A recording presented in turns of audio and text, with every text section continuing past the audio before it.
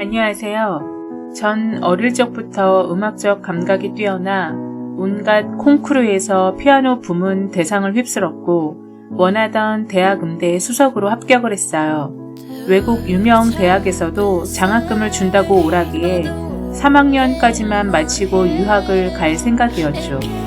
그러던 중 무역업을 하시던 아빠의 사업이 급격히 안 좋아지면서 큰 빚을 지게 되었고 가정 형편이 안 좋아지고 결국 휴학계를 내고 생활비 때문에 알바를 전전해야 되는 상황에 이르게 되었어요.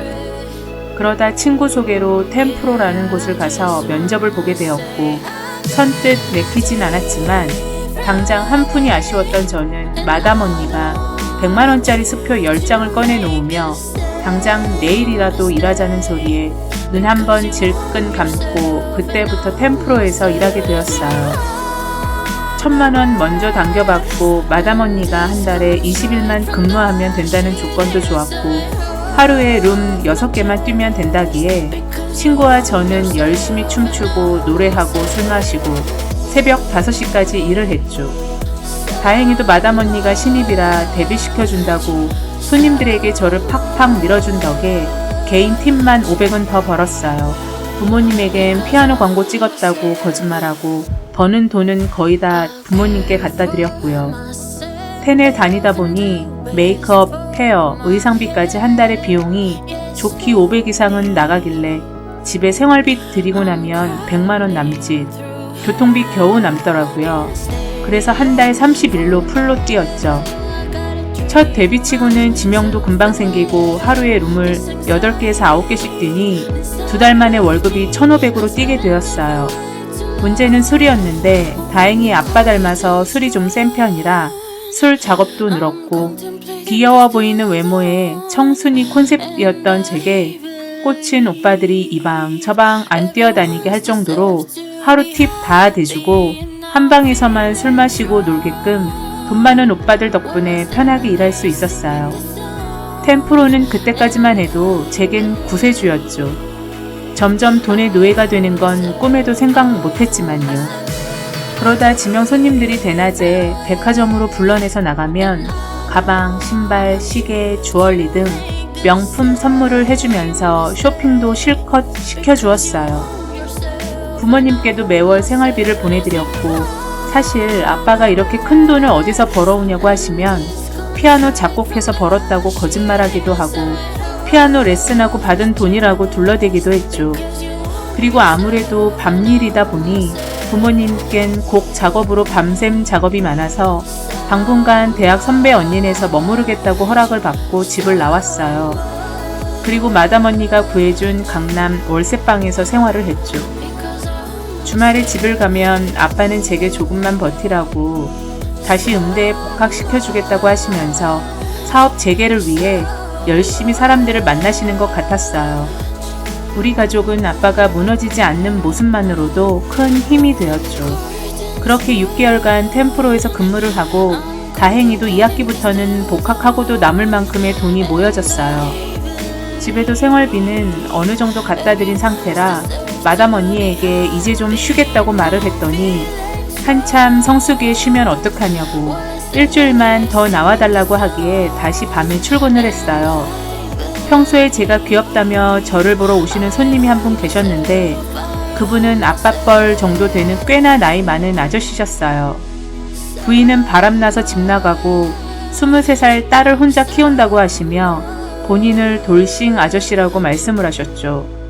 다른 사람들처럼 천박하게 야한 농담 따먹기가 아닌 자학 유머로 절 웃겨주셨고 제가 딸 같다시며 술도 많이 못 먹게 하시고 늘 용돈 챙겨주시던 그런 고마운 분이셨죠.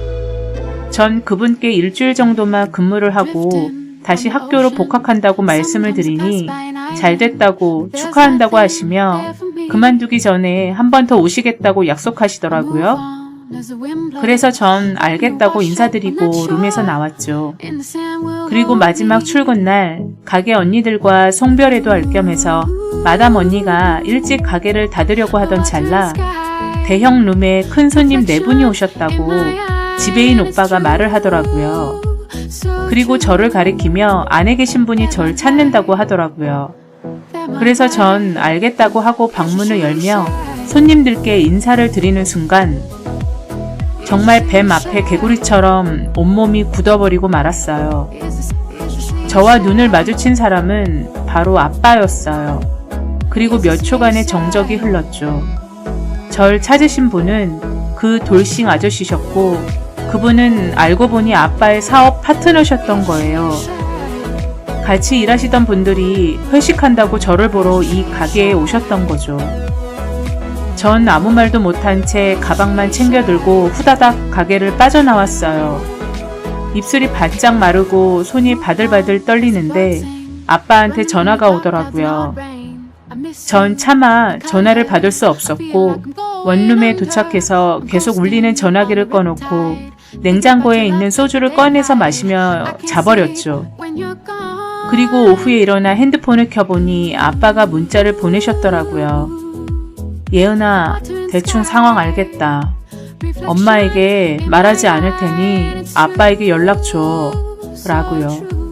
전 눈물이 왈칵 쏟아졌고 이런 상황에서도 화내지 않는 아빠 때문에 더욱더 죄송스러웠어요.